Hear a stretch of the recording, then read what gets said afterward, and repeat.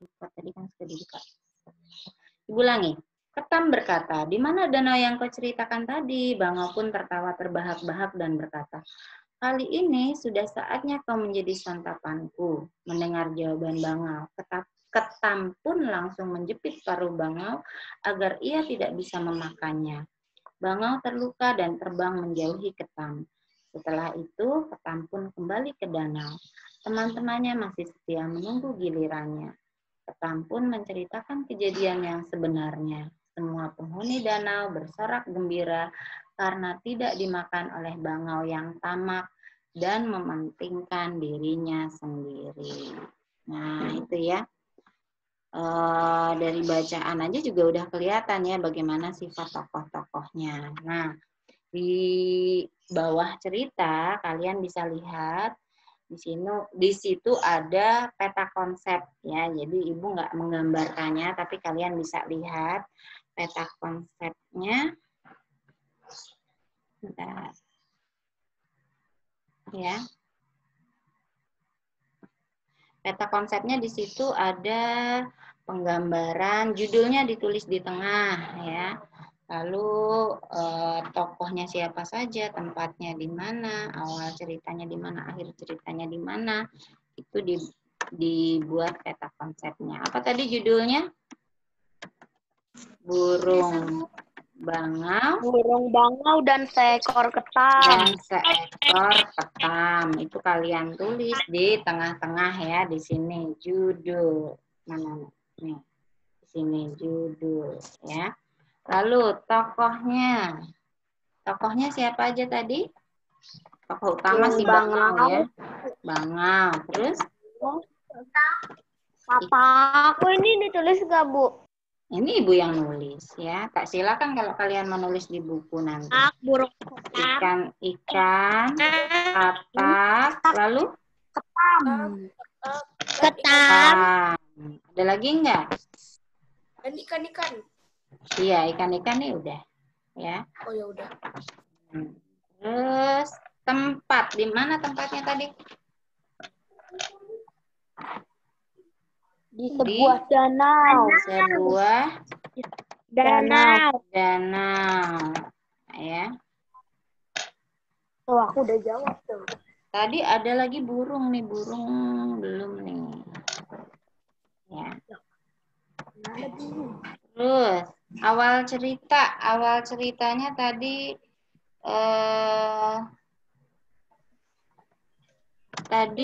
awal ceritanya hewan-hewan masih berada di danau indah. Berada di danau yang Devi apa Bu Dev? bersih. Ya. Tempatnya danau yang bersih dan airnya jernih. Lalu akhirnya sebenarnya si Bangau ini dia licik ya atau curang karena dia ingin memakan ikan-ikan. Dia bikin sebuah Supaya dia tetap hidup. Ya kayak gosip gitu ya. Hati-hati loh. Nanti apa namanya? Gimana tadi katanya? Nanti akan datang kemarau musim kemarau. Iya, akan datang musim kemarau yang sangat panjang. Kamu nanti kalau tetap ada di akan jadi kering. Danau ini, danaunya bisa mengering. Maka yuk pindah ke danau sana yang danaunya lebih besar. Walaupun nanti musim kemarau, danaunya nggak kering. Jadi kalian masih tetap hidup, ya. Nah, padahal itu hanya gosip ya, atau nggak benar, cerita yang nggak benar, hanya karangan si Bangau. Nah, tapi akhirnya ikan-ikan percaya saja, mau saja dipindahkan sama si Bangau.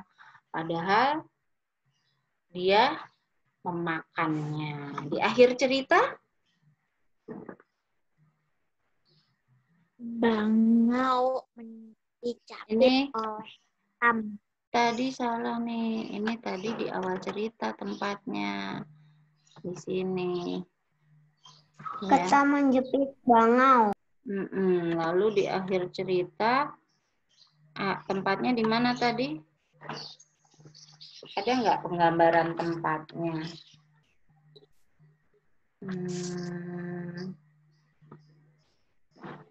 Iya.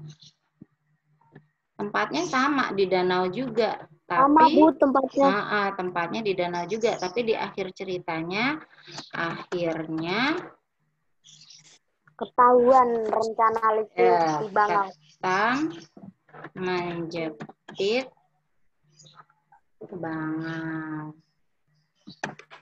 Ya. Apa pesan moral yang bisa kita sajikan? Kita tidak boleh mementingkan diri sendiri. Kita harus peduli dengan sesama ya. Ya, jadi tidak mementingkan diri sendiri, Ibu ganti kata-katanya, Ibu buang kata tidak, tetapi kita harus peduli dengan sesama. Jadi tidak mementingkan diri sendiri, peduli dengan orang lain ya. Lalu apa lagi?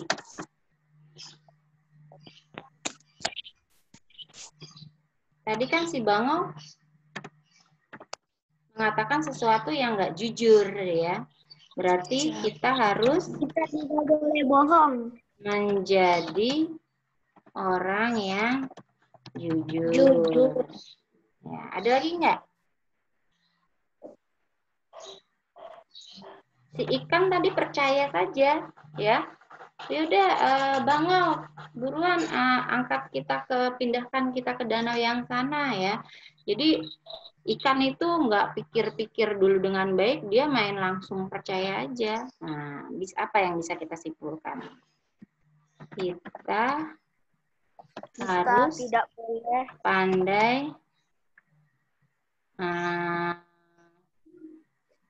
atau menyaring. Kita harus menyaring berita.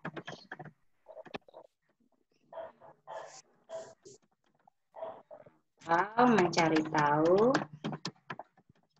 kebenaran suatu berita. Ya, jadi nggak boleh langsung percaya saja perkataan orang, tapi harus kita cari tahu dulu kebenarannya.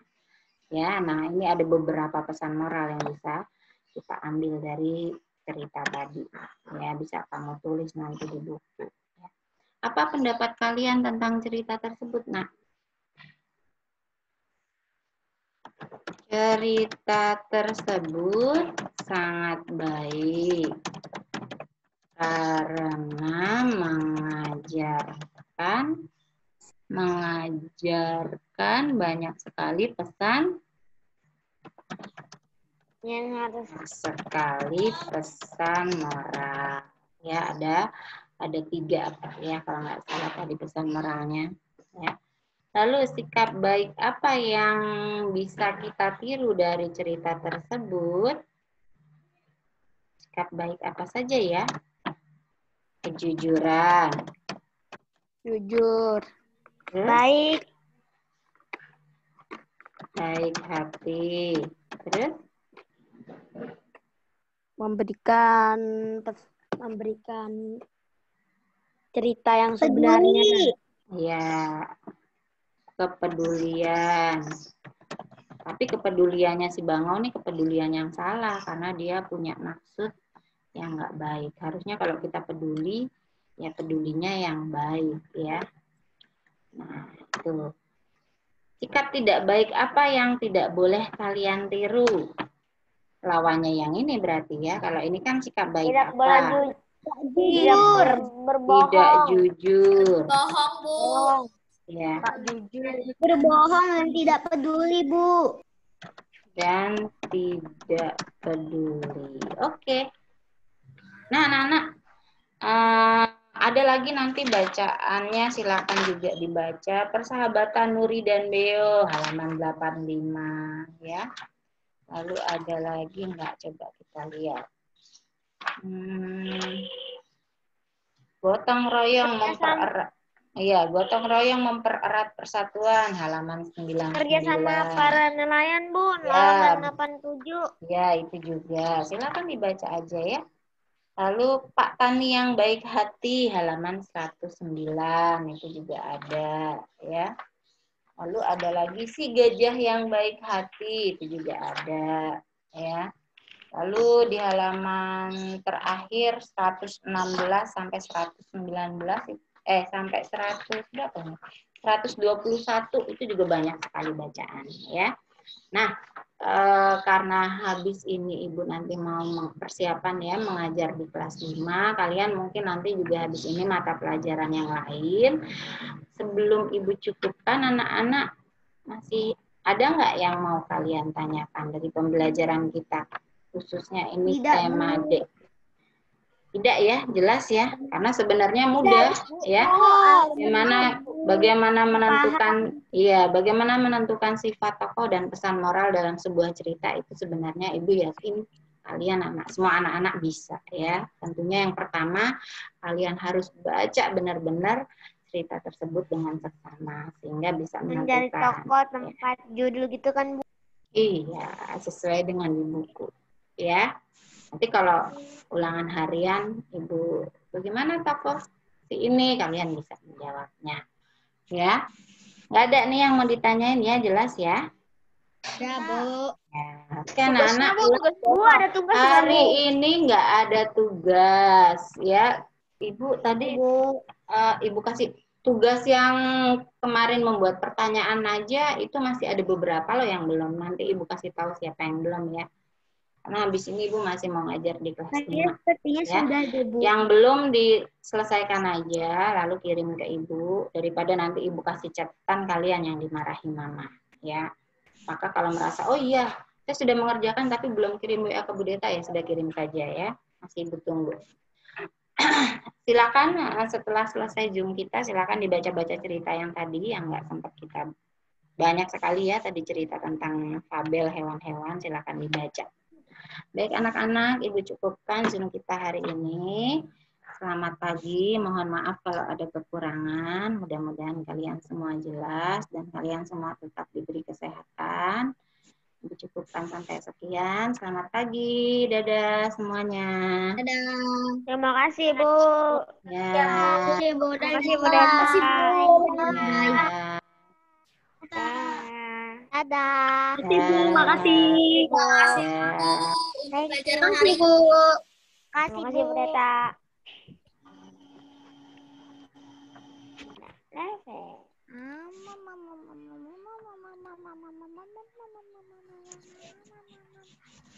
aku tunggu sampai semua orang live dulu, baru aku live.